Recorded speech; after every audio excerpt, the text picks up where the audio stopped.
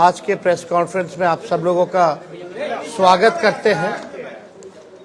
और आप लोग जानते हैं कि पूरे बिहार में हम लोगों ने यात्रा किया, जन विश्वास यात्रा, और हर जगह जो है लोगों का हुजूम, जगह जगह भर रास्ते, चाहे दिन हो, रात हो, सुबह हो, शाम हो, लोगों का आशीर्वाद, प्यार और विश्वास और ताकत लोगों ने दिया। इसके लिए हम सभी बिहार की जनता को धन्यवाद देते हैं आप लोगों के माध्यम से। और मात्र 10 दिनों के अंदर, यानी आप समझिए कि पिछले माह के 22 तारीख को ही हम लोगों ने ये तय किया था कि रैली हम लोग करेंगे, और 3 तारीख को रैली की गई। यानी केवल 10 दिनों के अंदर जन विश्वास महारैली हम लोगों ने किया। और रैली के दिन खराब मौसम के बावजूद भी लाखों लाख के तादाद में लोग जुटे। एक ऐतिहासिक और एक सफल रैली का आयोजन किया गया। और आने वाले 2024 के चुनाव को देखते हुए बिहार की धरती ने एक ऐतिहासिक रैली के माध्यम से पूरे देश में संदेश दिया कि हमारा जो गठबंधन है, महागठबंधन, इंडिया गठबंधन, ये मजबूत है और आने वाले समय में बिहार से हम सब लोग चौंकाने वाला रिजल्ट देंगे। लोगों का जिस हिसाब से उत्साह था, एक एनर्जी थी, एक वाइब्रेंट रैली आप कह सकते हैं था। बारिश हो रहा था लेकिन सुबह से लोग डटे हुए थे। शाम में 4 बजे रैली खत्म हुई, कोई जो है मैदान से हिला नहीं। जितना मैदान में लोग थे उससे ज्यादा सड़क पे लोग थे। तो एक ऐतिहासिक रैली हुआ। उन तमाम जनता को हम धन्यवाद देते हैं, सभी महागठबंधन के पार्टियों को, उनके नेताओं को, कार्यकर्ताओं को भी हम धन्यवाद देना चाहते हैं इस सफलता के लिए। और आने वाला जो चुनाव होगा, साफ तौर पे जो हम लोगों ने लकीर खींची है, हम लोगों ने जिस हिसाब से 5 लाख नौकरियां, बहालियां निकाली हैं, नियुक्ति पत्र लाखों में बांटने का काम किया मात्र 17 महीनों में, आरक्षण की सीमा बढ़ाई गई, नियोजित शिक्षकों को राजकीय कर्मी का दर्जा देने का निर्णय हम लोगों ने कैबिनेट से लिया है। स्वयं सहायक समूह, चाहे जीविका दीदी हो, आंगनबाड़ी महिला हो, तालमी मरकज हो, विकास मित्र हो, टोला सेवक हो, आशा दीदी हो, ममता दी हो, सभी लोगों के मानदेय को बढ़ाने का निर्णय इन 17 महीनों में हम लोगों ने किया। इसके साथ साथ स्पोर्ट्स पॉलिसी के साथ साथ, आईटी पॉलिसी के साथ साथ टूरिज्म पॉलिसी भी इस 17 महीने में हम लोगों ने लाया। जो खिलाड़ी स्पोर्ट्स पॉलिसी के तहत हम लोगों का था कि भाई जो खिलाड़ी मेडल लाएंगे, बिहार का, देश का नाम रोशन करेंगे, उनको भी हम लोगों ने नौकरियां दी। और हाईएस्ट लेवल है उस नियमावली में, डीएसपी के लेवल तक का नौकरी जो है लोगों को मिलेगा जैसा वो मेडल लाएंगे। तो खेल के साथ साथ जो पढ़ने वाले लोग हैं, हम लोगों ने नौकरियां देने का काम किया। हम लोगों ने 17 महीने में लोगों के हाथ में कलम दिया। और वहीं बीजेपी के लोग केवल नफरत बांटने का काम कर रहे हैं, तलवार बांटने का काम कर रहे हैं। अभी भी बड़ा सवाल उठता है कि भाई कैबिनेट का विस्तार क्यों नहीं हो रहा, आखिर क्या वजह है। इतने महीने 1.5 महीना होने जा रहा है और अब तक जो है विस्तार नहीं हुआ, ना ही कोई होने की कोई सूचना किसी को है। तो आखिर मामला क्या है? खैर ये सरकार में बैठे लोग जवाब देंगे, इस पे ज़्यादा हमको टिप्पा टिप्पणी नहीं करना है। लेकिन सवाल उठता है कि ये सरकार बनी है केवल हम लोगों को गाली देने के लिए। कोई भी एक निर्णय जो है ये सरकार ले नहीं पा रही। जिस हिसाब से हम लोगों ने 17 महीने में निर्णय लिया, ऐतिहासिक निर्णय लिया, जाति आधारित गणना कराया, आरक्षण के सीमाएं जिस हिसाब से बढ़ाई, नौकरियों की बात करते थे, देर रात बजे जाकर के अस्पताल में हम लोग छापा मारते थे, तो कहीं भी जो मौजूदा सरकार में लोग जो बैठे हैं उनका इंटरेस्ट जो है केवल लालू जी और उनके परिवार को गाली देने में ही है। 1-1.5 महीना से कोई काम नहीं हो रहा, और जो बजट भी आया वो बजट में हम ही मंत्री लोगों का साइन था। जो केवल भाजपा के वित्त मंत्री जो हैं वो पढ़े हैं, वो हम ही लोगों का काम का गुणगान जो है वो लोग कर रहे थे। ये बजट में देखे तो कैबिनेट में सबसे ज्यादा मंत्री राष्ट्रीय जनता दल के कोटे के थे, कांग्रेस के थे, तो हम ही मंत्रियों का साइन जो हम ही लोगों ने भेजा। खैर ये बातें अलग हैं, लेकिन हम लोग पूरी मजबूती के साथ आने वाले चुनाव में हम लोग लड़ेंगे और बिहार से हम लोग चौंकाने वाला रिजल्ट हम लोग देंगे। तो इसीलिए आप सब लोगों को हम आज बुलाएं ताकि आपके माध्यम से हम लोग बिहार की जनता को धन्यवाद दें। चाहे कोई वर्ग के हो, कोई जाति के हो, कोई धर्म के हो, सभी लोगों का पार्टिसिपेशन इस रैली में रहा। तो इसलिए आप सब लोगों को भी यहाँ धन्यवाद देते हैं। और कोई सवाल होगा तो आप लोग बेशक पूछ सकते हैं। एक सवाल है, आप कहते हैं कि आप कलम बांटने का काम करते हैं और भाजपा वाले तलवार बांटने का काम करते हैं, लेकिन इंडिया ब्लॉक के एक नेता हैं ए राजा, उन्होंने कहा है कि भारत एक देश नहीं है और अगर ये एक देश है तो एक भाषा और एक परंपरा ये होनी चाहिए। और उन्होंने आगे बढ़ने के बाद ये भी कहा कि रामायण में वो भरोसा नहीं रखते हैं और राम सही नहीं है। ये उनका व्यक्तिगत बयान है, ये हम लोगों का नहीं।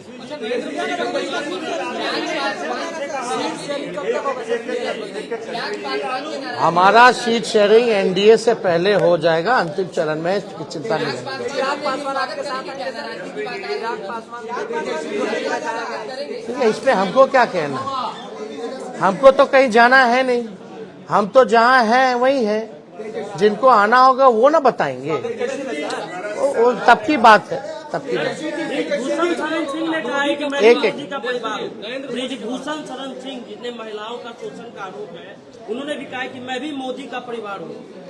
अब देखिए, अब इस पे ज्यादा कुछ तो हम नहीं कहेंगे, लेकिन हम इतना जरूर कहेंगे 80 करोड़ गरीबी से करते हैं हाहाकार, 100 करोड़ बेरोजगार, 120 करोड़ महंगाई से लाचार, दुखी सब परिवार, फिर भी कहते हैं उनका परिवार।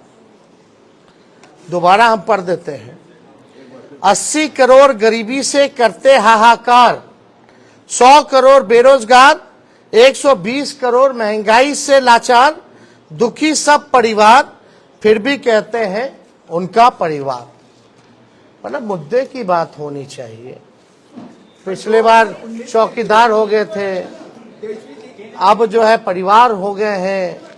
ये इससे नहीं, आपको बताना होगा कि आपने कितने रोजगार दिए, आपने कितने कारखाने दिए, आपने महंगाई कम किया कि नहीं किया, आपने पलायन रोका कि नहीं रोका, आपने क्या इंडस्ट्री निवेश बिहार के लिए क्या लाया।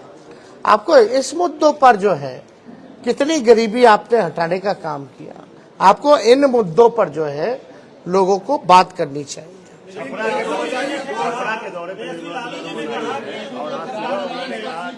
लालू जी ने जो बयान दिया था परिवार को लेकर के, मोदी पर जो सवाल खड़ा किया था, ये ओछा बयान है, इस तरह के बयानों को नहीं देने चाहिए। इसमें तो सारा बात आ ही गया है, इसमें क्या कहना। निर्मला सीतारमण छपरा कुछ इससे कोई फर्क नहीं पड़ता हूँ क्या कहना। जन विश्वास रैली के मंच पे रोहिणी आचार्य भी दिखी। क्या आने वाले लोकसभा चुनाव में वो भी टिकट मिलेगा? सब बात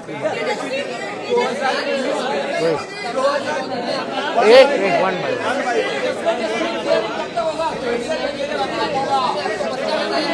एक कोई समझ में नहीं आ रहा कौन क्या बोल रहा। हम तो बोले भाई बातचीत चल रही है, एनडीए से पहले हम लोगों का हो जाएगा।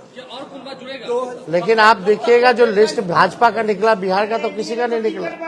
तेजस्वी जी कल सुप्रीम कोर्ट कहाँ बीजेपी में बिहार में एकों को टिकट बांटा, जरा नामों बताइएगा। सुप्रीम कोर्ट ने एक फैसला दिया है। उन्होंने एक बयान दिया जिसमें आपको कहा है बच्चे हैं तेजस्वी यादव। अब इसमें क्या कहें, मेरी खुद की बेटी है, हम पिता भी तो हैं। अब इस पे क्या बोलना। 2019 में चौकीदार छोड़ने के बाद एक कैंपेन शुरू हुआ, मैं भी चौकीदार। अब लालू जी के भाषण के बाद परिवारवाद पे फिर से एक कैंपेन शुरू हो गया, मोदी का परिवार। क्या लगता है कि फिर से 2019 रिपीट होने वाला? चलिए, अब आप लोग मानते तो हैं लालू जी के बात का असर पड़ता है, बट वो अब हर जगह तेलंगाना आप वो कहें, वो उनका कहना है, लेकिन क्या हालात है इस देश के, जो वो कह रहे हैं उनका परिवार, क्या किसान के लोग लाठी से पिटा रहे हैं, क्या वो उनका परिवार नहीं है? अपने परिवार के साथ कोई इस तरह का काम करता है क्या? पिटवाने का, मिलने का समय नहीं है किसानों से। क्यों नहीं मिल रहे भाई? क्या किसान खाली कहने के लिए परिवार है? कथनी अकड़नी में तो अंतर है। जनसभा में लाखों की भीड़ हुई, लेकिन भाजपा कह रही है भीड़ से कुछ नहीं होगा, वोट चाहिए चुनाव के लिए। वोट आप लोग दिमाग सही है, ये बात काहेला हम लोग सबसे बड़ा पार्टी बन के आए, प्री पोल में सबसे बड़ा अलायंस बन करके आए। वो तो बेईमानी नहीं होता, चंडीगढ़ जैसे तो सरकार बना लिए थे हम लोग तो 20 में।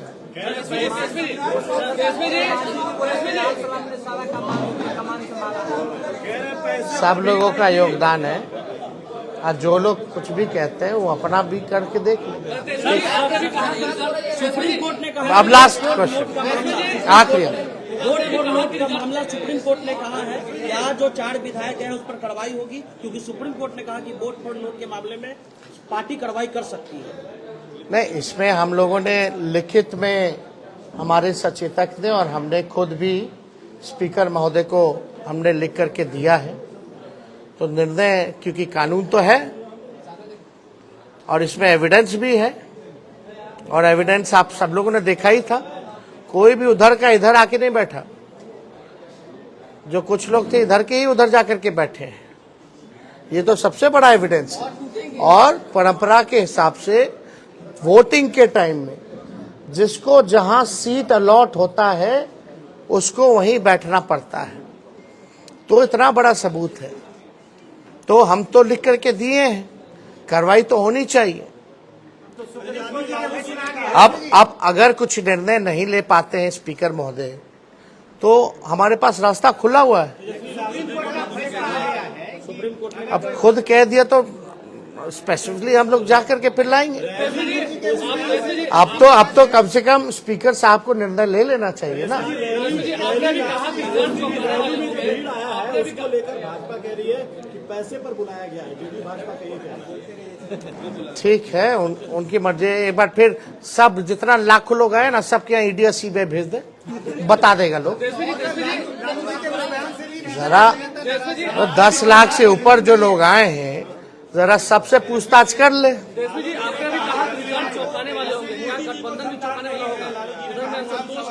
अभी आप हिंदू नहीं है, लालू जी ने ये कहा तो उस पर भी नाराज है बीजेपी के नेता। आपको एक बात समझना पड़ेगा। हाँ, पूछिए। जैसे लालू जी ने बयान दिया, हिंदू नहीं है, उनको संतान नहीं। एक बीजेपी में कैंपेन शुरू हुआ कि मैं मोदी परिवार, फिर हिंदू है कि नहीं, उसको लेकर के उन्होंने कुछ वीडियो जारी किया, कहाँ कहाँ उन्होंने पूजा और राम मंदिर। क्या लगता है 2024 में जो ये एजेंडा सेट हुआ उसमें लालू ने ही मदद किया, ये हिंदू, राम मंदिर और परिवार? कोई ये आपकी सोच है। मुद्दा साफ यहाँ खड़ा है, गरीबी, बेरोजगारी। ये क्या है? लालू जी ने एक बात नहीं की, बहुत बातें की। लेकिन एक बात तो सही है कि अभी तक सही से जवाब कहाँ कोई दे पा रहा है। इस पे हम ज्यादा टिप्पा टिप्पणी नहीं करना चाहते हैं। हम लोग भी सब परंपरा को मानने वाले लोग हैं, हम लोग भी हिंदू हैं, हम लोग भी पूजा पाठ करते हैं, हमारे घर में भी मंदिर है, सुबह शाम वहाँ आरती होती है। तो इस तरह कोई बात धार्मिक को लेकर के एजेंडा नहीं हो सकता। लेकिन हाँ, अगर हमारे भी घर में कोई किसी की मृत्यु होती है तो हम लोग बाल मुड़वाते हैं, हम लोग दाढ़ी छिलवाते हैं, हम लोग अपनी बेटी का मुंडन हम करा के आए, तो हम लोग तो फॉलो करते हैं ना। लालू जी ने तो बस यही पूछा, तुम इतना प्रचार करता है, नफरत फैलाते हैं, उकसाते हैं लोगों को, धार्मिक भेदभाव आप कराते हैं, आपस में राम और रहीम के बंदों को लड़ाते हो, तो आप क्यों नहीं मुड़वाएं? इतना बड़ा आप अगर बात करते हैं तो आप क्यों नहीं मुड़वाएं? यही तो बात थी। बहुत बहुत धन्यवाद। राम विरोधी बताए थे सम्राट चौधरी ने कहा कि लालू राम विरोधी। अरे छोड़िए ना, पहले सर्टिफिकेट ठीक करा ले। चलिए।